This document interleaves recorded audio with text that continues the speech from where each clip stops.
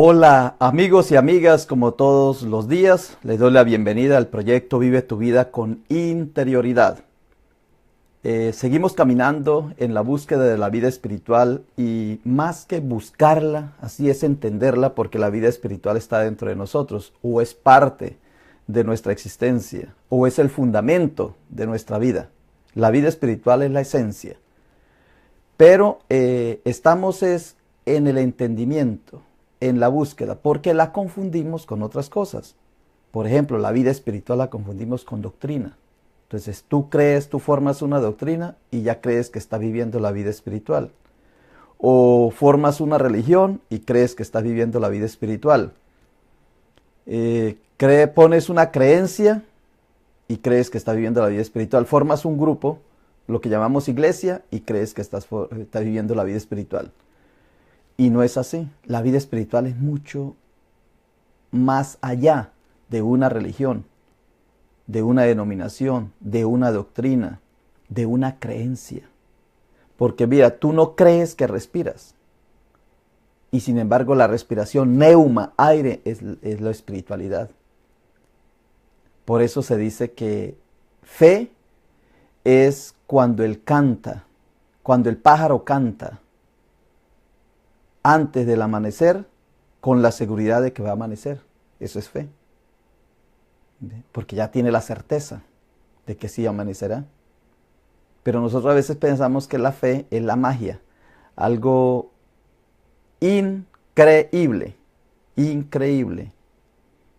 Por eso se dice creíble e increíble. O sea que nosotros dimensionamos la fe como algo raro. No, es la parte normal de tu vida. Pero tú la pones de manera extraordinaria, ordinario y extraordinario. Y es lo normal.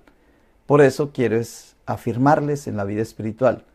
Pero para poderles explicar de qué se trata el camino de la vida espiritual y para que tú te vayas percatando y entendiendo y sumergiéndote en eso, pues necesito ponerte ejemplos.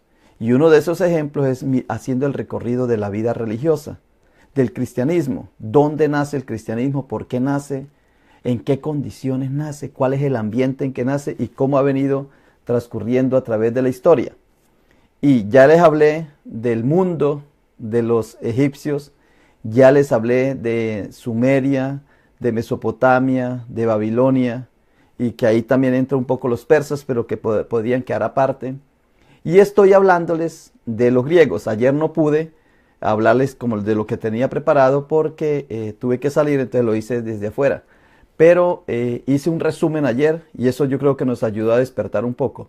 Pero hoy voy a continuar en lo que iba antier para continuar con el despertar de la vida espiritual y mirando cómo nuestra religión cristiana se parece mucho a las antes de aparecer el cristianismo. Y vamos a compararlo con los griegos. Mi tesis es la siguiente. Egipto tiene los dioses y el faraón representa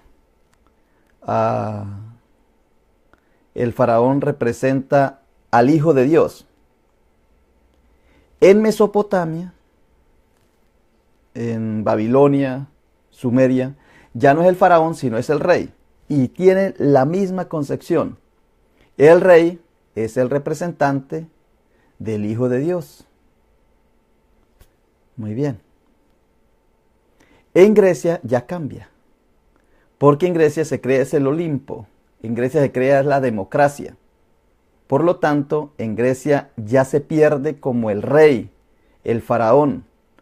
Ya se pierde esa idea de un hijo de Dios. Entonces se vuelve más democrático. Los romanos, que todavía no les he hablado de ellos, imitan a los griegos. Pero los romanos no se quedan en la democracia, ni en la república, sino que ellos vuelven otra vez al faraón porque tienen contacto con Egipto. Y vuelven al faraón y por eso crean el emperador. Y el emperador se convierte en hijo de Dios.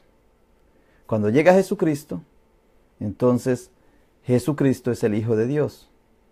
Pero primero fueron ellos los hijos de Dios.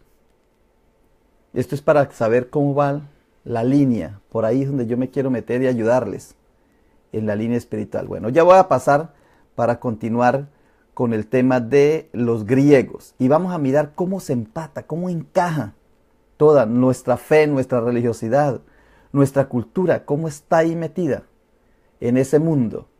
Y qué difícil es nosotros pensar de otra manera, salirnos de esa religiosidad para poder vivir la vida espiritual. Muy complicado, muy difícil, porque no somos capaces, porque la confundimos, vida espiritual con religiosidad. La metemos, religión es religare, vida espiritual es neuma, ese espíritu es ruah, es aliento de vida. ¿Ve? Y por eso una persona tiene el aliento de vida y puede ser que no pertenezca a ninguna religión, no puede ser que no. ¿Ve? O como hay personas que pertenecen a una religión y sin embargo no le dan importancia al aliento de vida. Pero la vida espiritual es aliento de vida. Yo creo que en eso ya quedamos claros. Ahora voy a llevarlos por el mundo del mundo griego, que era el que les estaba hablando. Y ahí nos damos cuenta de muchas cosas que nosotros creemos y pensamos que vienen del cristianismo y vienen de más atrás, pero posiblemente fue que el cristianismo los tomó de ellos o nosotros no salimos del cristianismo y nos fuimos para allá. Puede ser, o sea, hay muchas teorías al respecto. Voy a cambiar ya la cámara. Muy bien. Antier le decía entonces que el mundo para los griegos fue creado por un Dios que no era bueno. Es un Dios imperfecto, malo. Malo significa imperfecto, ya que toda la materia es mala para ellos, y se llamaba el demiurgo. Es el creador del universo, es un maestro, es un artesano, es un hacedor. Pero la realidad es imperfecta. El ideal es lo perfecto, esos dos mundos. El ideal, el pensamiento, el racional es perfecto, pero ya cuando yo hago las cosas que se materializan, ya se vuelven imperfectas. Ahí les estaba hablando, les hablé que existe el nous, que es lo perfecto, y el adversario del nous es el universo físico. El nous y el universo físico está en punto, uno arriba y el otro abajo, por eso el infierno está aquí abajo, el cielo está arriba. El logos estaba con Dios, mire el logos, eso es griego. Y el adversario estaba en el mundo, el adversario Satanás. Y entonces eso también ya les hablé. Aquí iba, aquí era donde les dejé el último pedacito que les dejé, el último minuto fue este. Entonces, para los griegos, ya les decía que el demiurgo tenía la columna vertebral, es la columna vertebral de nosotros, pero que a la vez es la serpiente, es el cerebro reptiliano. Y aquí nuevamente repite el cerebro reptiliano, mire otra vez la serpiente, que para ellos no la toman como malo, la toman como parte esencial de nuestra vida, el cerebro reptiliano, reptil, que para nosotros pues fue el que nos hizo pecar y el que nos hizo alejarnos de Dios. Sin embargo, en este caso no es alejarnos de Dios, sino al contrario, es el que nos produce vida, según ellos. Entonces, aquí vamos a tener otro concepto, que hay una escala de valores, y es los de las musas. Recuerden que en esta vida, cuando estamos por ahí, dice que lo tocó la musa, un cantante, y entonces que se inspiró. Pues las musas era lo que producía la inspiración en el arte. Y para los griegos hay 9 musas. En la cultura griega hay 9. Uno se llama Urania, que es la astronomía, la musa de la astronomía, o sea, el don, el carisma, el perfil, el talento, el elemento que una persona tiene sobre la astronomía. Entonces era porque era tocado por Urania. La otra era poligimnia, eran los cantos sagrados. Polifonía, por ahí también viene la polifonía, voces, entonces los cantos sagrados. Euterpe era el de la música. Erato, la canción amorosa, del amor. Melpómene era la tragedia. Recuerda que las tragedias griegas eran las narraciones, lo hoy día llamaríamos una novela dramática, el drama de una película. El sexto, tercicore, la danza y la poesía coral. Terfiscore o terpsicore. El calíope era la belleza, cali. Cuando cuando llegan las palabras cali es belleza. En Colombia hay una Cali, aquí se llama, también hay algo de Cali, California, por ejemplo, belleza. Clio, historia. Y Talía era la musa de la comedia. Eso estaba dentro de la persona, o sea, el talento de un ser humano está dentro del ser humano. Esa es la moda de pensar, esa es la manera de pensar de los griegos. O sea que uno tenía un talento dentro de sí que nacía con él y venía interno en el espíritu. Y por eso hoy día se habla, Ken Robinson, por ejemplo, que es un educador, dice que hay que buscar el talento desde adentro. Y él dice hay que buscar el elemento. Lo entiendo, me encanta, lo quiere, ¿dónde está? ¿Qué es lo que yo más entiendo en esta vida? ¿Qué es lo que yo siento que me encanta, que me maravilla? ¿Qué es lo que quiero y dónde lo puedo buscar? Lo entiendo, me encanta, lo quiero, ¿dónde está? Uno tiene que llegar a lo profundo del ser. Y no estudiar, por ejemplo, ingeniería, medicina. ¿Qué quiere estudiar? Abogado. ¿Por qué? Porque eso es lo que produce dinero. ¿Ve? Eso es lo que dicen los muchachos. Sin buscar el talento interno. Muy bien, si uno quiere saber más sobre el mundo griego, simplemente se lee estos dos diálogos que son de Platón, Timeo y Critias, y esos dos diálogos o dos mitos nos hablan de cómo ellos pensaban. Por ejemplo, Timeo habla él hace la presentación cósmica del universo, del mundo físico, la estructura de la materia y la antropología de la naturaleza humana, cómo estamos conformados nosotros, la visión que ellos tenían. Y Critias es un diálogo de Platón que describe Atenas y Atlántida. Atlántica fue la isla que se perdió, que se hundió. Y mire lo que afirma este autor aquí. Afirma que los políticos crean dioses mediante religiones para inculcar miedo a través de las leyes divinas y dominar a los pueblos. Esa frase está dentro de este diálogo. Los políticos son los que crean la religión. El cristianismo, ¿quién lo creó? Lo creó el Imperio Romano. ¿Ve? Entonces, lo gestó la iglesia. Ahorita vamos a ver eso más adelantico. Cómo la palabra iglesia, lo que llamamos nosotros iglesia, eso ya era griego. Venía desde los griegos, antes de los romanos. Pero los romanos fueron los que ya instituyeron la iglesia. Porque cuando la iglesia se creó, ya lo que se hablaba era el lenguaje griego. Y después ya fue el latín, el que manejaban los romanos. Muy bien. Ahí ustedes leen después. ¿Cómo era esa democracia? Bueno, ya no había emperador, todavía aquí no había emperador o no hubo. Aunque hubo unos conquistadores y unos como Alejandro Magno, que casi se llamaron hijos de Dios, también alcanzaron ese nivel, tenían ese poder también. Pero aquí lo que vivieron fue la democracia. La democracia, ya no eran faraones, ya no eran reyes, sino democracia. Democracia es gobierno del pueblo, lo que hay hoy día en Estados Unidos y en algunos países. Hoy día se habla de la democracia. Demos, pueblo, y kratos, gobierno. Gobierno del pueblo. Sin embargo, la sociedad griega estaba dividida en dos grupos, los ciudadanos y los no ciudadanos. Los ciudadanos podían votar y eran los que tenían la capacidad de voz y voto. En cambio, los no ciudadanos eran las mujeres, los extranjeros y los esclavos. Ellos no hacían parte de los ciudadanos. Aunque era democracia, pero no todos tenían voz. ¿Ve? Bueno, ¿cómo estaba establecido el gobierno? Mire, y aquí aparece la palabra iglesia.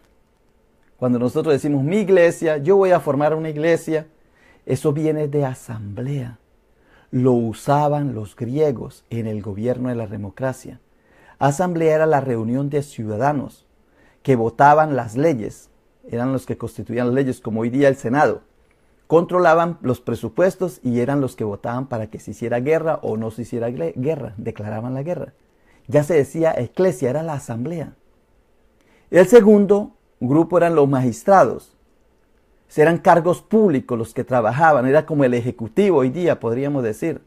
Elegidos por la eclesía, o sea, por la asamblea. Y creaban estrategias para gobernar. Luego venía un tercer nivel que era la elie, la elitista, por ejemplo, podríamos decir los elitistas, elie. eran ciudadanos de más de 30 años.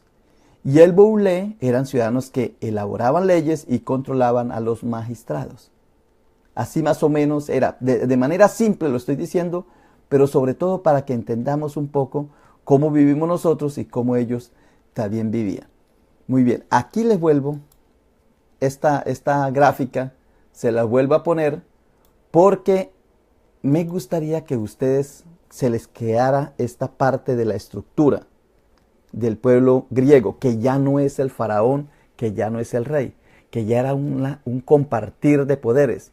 La democracia, por ejemplo, en Atenas, la eclesía la conformaban 40.000 ciudadanos que votaban para crear las leyes, la guerra o hacer otras cosas, tomar decisiones. Pero era la eclesía, ¿ves? La iglesia. Iglesia no era una cuestión espiritual. Por eso es que yo les digo la diferencia que hay entre la vida espiritual y la religiosidad. Iglesia no era espiritual, era una cuestión gobernante, era una cuestión secular. Y ahí está abajo los estrategas, que eran 10 estrategas, 5 arcones, 6.000 élies y 500 ciudadanos que formaban el boulé. Solamente es para que ustedes miren cómo vamos cambiando las palabras y por eso es que no somos espirituales. En vez de ser espirituales, entonces somos más legalistas, religiosos. Aquí aparece de nuevo otra vez la palabra, mire, eclesia.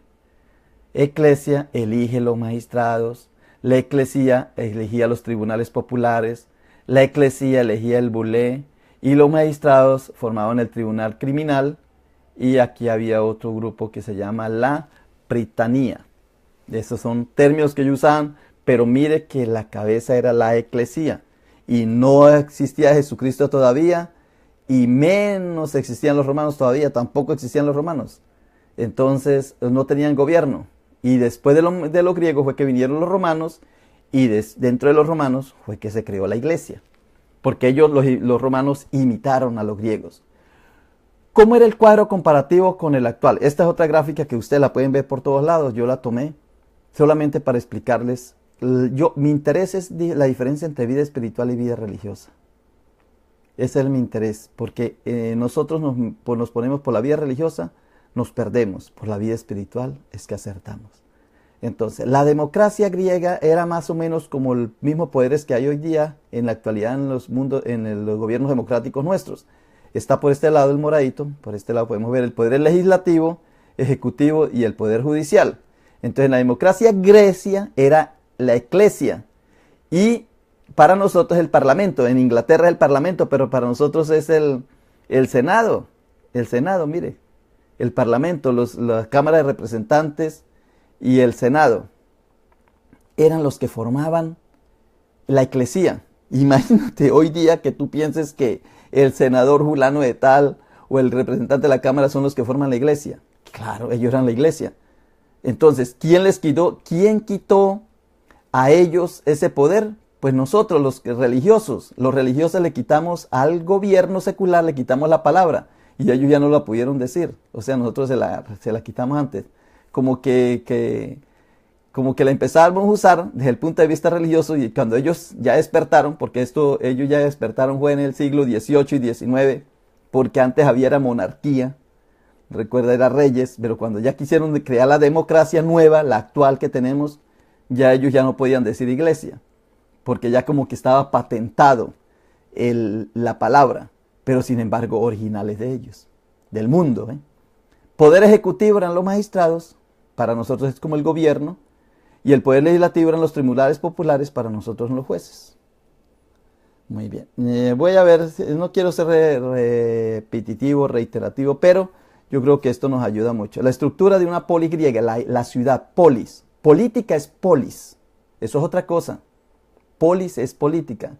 No crean que los políticos son los que mandan, al contrario, los políticos son los que están al servicio de la polis, son los que llevan la agenda, los que ponen a funcionar la agenda del pueblo.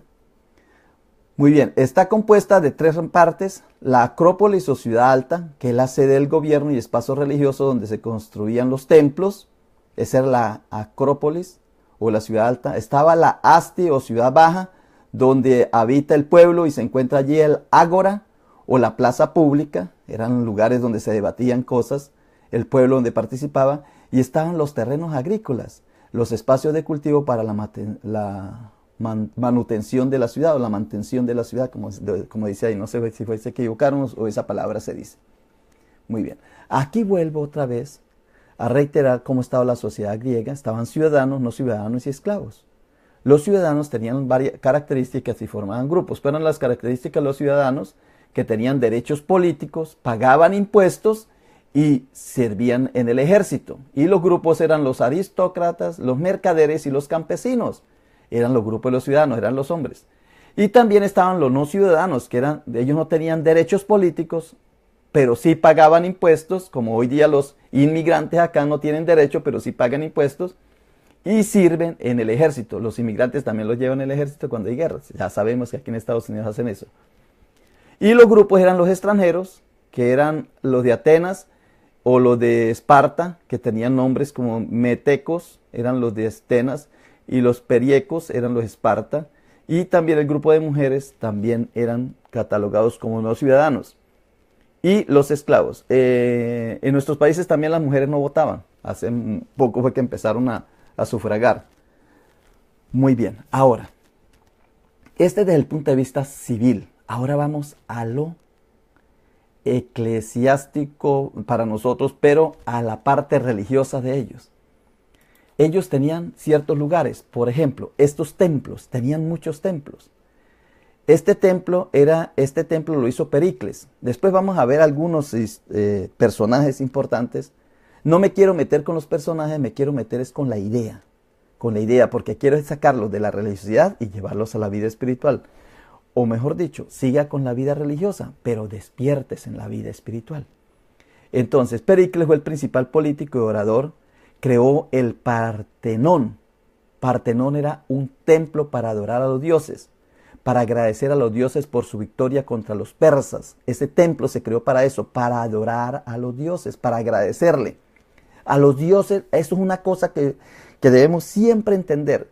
Para los egipcios, para los de Babilonia, para los griegos, los templos no eran para ir a pedir, como nosotros que vamos a la iglesia a pedir. Ámame, quiérame, dame, bendíceme, aliviame, el chivo, ¿verdad? Los feligreses chivos. No, ellos iban a llevar ofrenda, a agradecer. Eso es un cambio. Hay un cambio bien. ¿De dónde lo aprendieron el cristianismo? Ahí vamos a llegar. Vamos a llegar en qué momento cambió eso. Bueno, pues sucede que este Partenón también fue sitio de adoración para los cristianos latinos y los ortodoxos. Y los musulmanes también lo tienen como un centro religioso, como algo religioso. Ahí, por ejemplo, en un lugar de esos, cuando los musulmanes llegan, forman una mezquita. O sea que también ven como un sentido religioso allí. Las religiones son las mismas. Otro templo era la Acrópolis. Era para adorar a la diosa Atenea, Poseidón y Ereteo. Ahí se adoraban a ellos. Estaba en Atenas, la Acrópolis estaba en Atenas, ahí está el edificio. Otro edificio, el Paestum, era el templo para adorar a Poseidón, Atenea y Hera. Era la presencia de esos dioses, ahí estaban ellos. Era la presencia de ellos. Después se dice que el templo del Espíritu Santo somos nosotros, que somos el cuerpo de Cristo. Mire cómo va cambiando. Pero así estaba. Ahora, esto es parecido a lo que hoy día sucede. Olimpia era el santuario del deporte y las actividades físicas.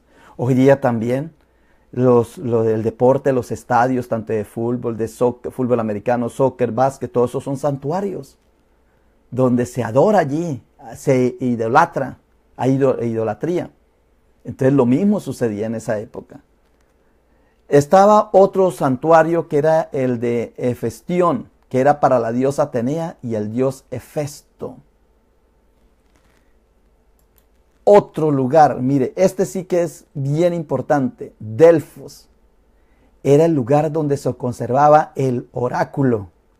Es la respuesta de Dios a una pregunta sobre el futuro. y se necesitaban los intérpretes, tanto sacerdotes o sacerdotisas. Entonces iban allá a escuchar el oráculo que había, el rey iba y hacía una pregunta: ¿qué me va a pasar con la guerra que voy a tener? Y entonces le decían, pues rey, su majestad, o gobernante o militar, el título que tuviera. Entonces el sacerdote, la sacerdotisa decía qué era lo que iba a pasar. Era un poco como la profecía, pero era más con la parte mágica. Había más cosas de Babilonia, de los persas, de Mesopotamia y con Egipto, porque todo estaba encadenado. La pregunta que yo me hago aquí es, cuando empezó el cristianismo, no habían templos. Recuerda que el mismo texto bíblico dice que la casa de Julana, en la iglesia, la asamblea que se reúne en tal parte, no había. ¿Cuándo se empezaron a hacer los templos? ¿Cuándo se empezaron a hacer estos santuarios? Entonces se empezaron a hacer cuando el Imperio Romano fue el que creó todo esto. ¿Ve? Lo hizo, lo creó. Ellos lo crearon el cristianismo. Y a nosotros nos extraña, porque nosotros decimos, primero fue el cristianismo y luego el Imperio Romano en el siglo IV fue que se aceptó el cristianismo. Fue lo contrario, Mire, todos estos dioses, a cada uno de estos dioses se le rendía culto en estas regiones, en todas estas regiones. Mire, es que son las tres regiones. Aquí queda Mesopotamia, por el mar Caspio, aquí está. Perdón, por el mar Pérsico, Golfo Pérsico. Aquí estaba Mesopotamia, aquí está el Tigris y el Éufrates, aquí Mesopotamia. Aquí queda Grecia, ¿vean? Y aquí queda Egipto. El triángulo, y Jerusalén y Judea en el medio. Mire, era la media luna fértil. Era la media luna fértil, donde caminaban para acá y caminaban para allí. A veces el poder lo tenía Egipto, otra vez se lo tenía Persia, otra vez se lo tenía Babilonia, otra vez se lo tenía Grecia, y ahí se iban repartiendo los poderes. Y después, ya al final, lo toma es Italia. Que mañana les voy a hablar es de Italia, para ir empatando. Muy bien. Voy a dar la cara. Mire, mi tesis es la siguiente, para que ustedes entiendan un poco. O sea, para que yo me dé a entender cuál es la propuesta de ilumina tu camino, de despierta tú que duermes, levántate de entre los muertos, vive tu vida con interioridad. Es porque puede haber religión sin espiritualidad. Porque la espiritualidad es la vida, es la respiración. Y cuando tú en nombre de una religión, discrimina, en nombre de una religión, usted quita, mata, elimina la vida del otro, como se han hecho todas esas guerras de religión, ahí no está por ningún lado la espiritualidad. Cuando tú haces negocios, cuando tú conviertes eso en un sistema, organización, cuando tú lo que haces es una organización, un sistema, cuando montas algo, una estructura, no estás, te lo digo, no estás siendo espiritual. Ahora, puede ser que tú seas espiritual y tengas una estructura, manejes una asamblea, una eclesía, que ya sabemos que eclesía es mundano, es algo del mundo. Puede ser que tú lo manejes, está bien, lo manejas, pero tienes que estar muy pendiente para que ese grupo de personas vivan la vida espiritual. ¿Y qué es vivir la vida espiritual? Es todos los signos vitales de tu ser, tenerlos al máximo, puros, perfectos, sed vosotros perfectos, como mi Padre Celestial es perfecto. De eso es. Entonces, una iglesia o tu eclesía donde hay, la mayoría son enfermos y se ora y se sana uno, cuando todos deberíamos estar en la salud, tener buena salud? Cuando tenemos un grupo de personas y el uno pelea por una cosa, el otro se queja por el otro reniega de esto y todos ahí inconformes, ¿cómo vamos a decir que somos espirituales? O cuando vamos al templo es a pedir, pedir y pedir. Señor, dame otro par de zapatos porque solamente tengo 50. Dame un poquito más, porque mi vecino compró un carro del año y yo tengo del año pasado, entonces Señor, socórreme el del año para yo poder competir con mi vecino. O socórreme el del próximo año para yo ganarle. Esa no es espiritualidad. Y las eclesías que tenemos, los diferentes grupos, pues se van es por ahí. Todos lo sabemos, lo entendemos. Todos sabemos. Entonces, ¿dónde está tu vida espiritual? Por ejemplo, yo me atrevo a decir, y todos cometemos ese error. Por ejemplo, la obesidad. La obesidad no puede ser espiritual. La obesidad no puede ser espiritual. Entonces, yo como cristiano, espiritual, y Dios me ha bendecido, y coma. Entonces, ¿dónde está tu espiritualidad? La espiritualidad es otra cosa, es diferente. La espiritualidad es buenas relaciones. La espiritualidad es buena salud. La espiritualidad es ser autosuficiente.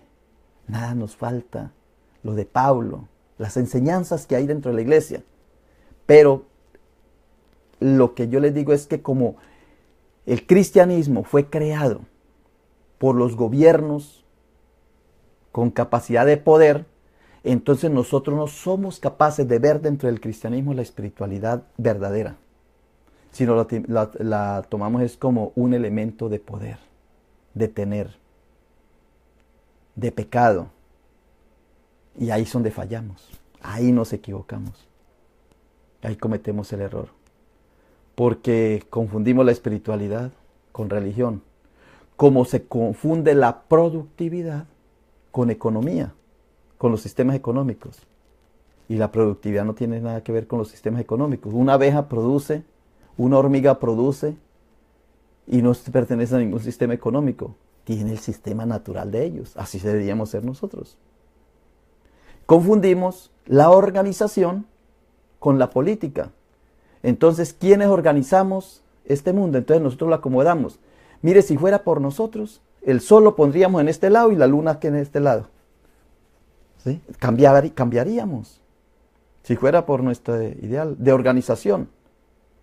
Mire la naturaleza.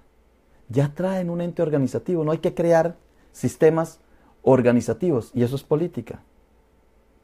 Ya está. Pero nosotros confundimos organización con política. Entonces queremos que los políticos nos organicen la vida. Nosotros confundimos vida con medicina. Salud con medicina. No, la salud es propia en ti. Entonces los cuatro. No confundamos economía con productividad, porque si confundimos economía con productividad, tú vives siempre en la escasez. Porque la economía es producir y consumir, producir y consumir. No el producir para vivir. No. Entonces confundes economía, confundes política, organización. Cuando tú dices en la democracia, vamos a votar, no, ya no voto por ese político. Tú crees que política es el político, cuando política es la vida organizativa tuya, de tu comunidad, es la agenda. Tú creas una agenda de acuerdo a las necesidades que tú tienes. Lo mismo la religión. Religar, yo no voy allá a esa religión, yo no voy a esa iglesia, yo no voy. Y lo que estás perdiendo, estás confundiendo la espiritualidad con religión. Y lo mismo la ciencia, estás confundiendo salud con ciencia. Entonces la ciencia me da salud. Entonces para yo tener salud, tengo que ir a comer medicina. La de a las 6, de las 7, de las 8, de las 9, de las 10, coma como una gallinita pastillas. Porque tú no cuidaste la salud, ahora sí estás cuidando la enfermedad. Ese es el proyecto que yo les llevo.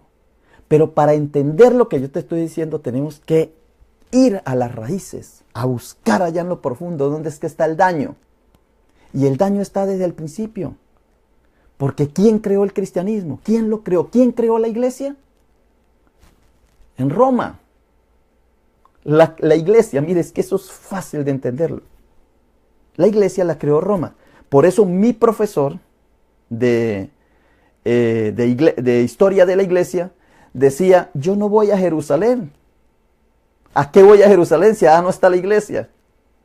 Y yo decía, este está loco. Yo decía, este profesor está loco. Pues claro, él sabía. Él sabía que la iglesia empezó fue en Roma. Y que lo que llamamos cristianismo empezó fue en Roma. Con una historia atrasada, contando del libro, atrasado, contando la historia, la cronología, en los 4 evangelios. Siempre yo me pregunté, bueno, ¿por qué si hay otros evangelios, por qué se quedaron 4? Y los piadosos, como uno siempre está con gente muy piadosa, no espiritual, sino piadosa, dicen, no, porque fue los que la Santa Madre Iglesia dejaron. No, lo que el Espíritu Santo inspiró. Negocio, 4 que dejaron. 4 muy parecidos. Muy parecidos. Uno cree que Juan es muy diferente. No. Tiene la misma estructura. Todavía no he llegado allá. Yo voy para allá. Voy a metérmele a los textos. Porque de eso sí sé. De eso sí sé. Cómo metérmele allá. La historia puede ser que me quede corto. En la historia de la humanidad. Pero ya cuando vaya al texto, se descubre fácilmente la estructura de cada evangelio. Están estructurados. Acá fueron hechos por los apóstoles que no sabían leer ni escribir. Entonces otros dicen, no, ellos sí eran estudiados. Claro, ellos eran estudiados. No nos engañemos. Son textos muy bien escritos. Los evangelios están muy bien escritos. ¿Que nos ayudan a la vida espiritual? Claro que sí. Y muy bien nos ayuda. Pero saberlos entender desde el punto de vista espiritual. Porque es pura mensaje espiritual lo que hay debajo. Porque lo crearon desde los monjes allá, escribieron con estructuras. Hay una estructura. Mateo tiene una estructura bien clara. Marcos tiene una estructura. Juan sí que tiene una estructura maravillosa. Y Lucas también. Todos están bien estructurados. Y las cartas de Pablo muy bien escritas. Y eso tenemos que saberlo. Pero ¿de dónde viene todo eso? ¿De dónde vienen estos escritos? ¿De dónde vienen? Vienen del grupo de los gobernantes civiles. Ellos eran civiles. Ellos no tenían ningún interés de crear la iglesia que nosotros tenemos. El interés de ellos era reformar el mundo que ellos tenían en ese momento, que les estaba trayendo problemas porque eran guerras allí, guerras allá, guerras aquí. Y dijeron, muy bien, como Egipto sanó con este grupo de dioses, como Babilonia, Mesopotamia, Sumeria pudo organizar, los persas pudieron mantener el orden con este grupo. Grecia no lo pudo hacer porque fue democracia.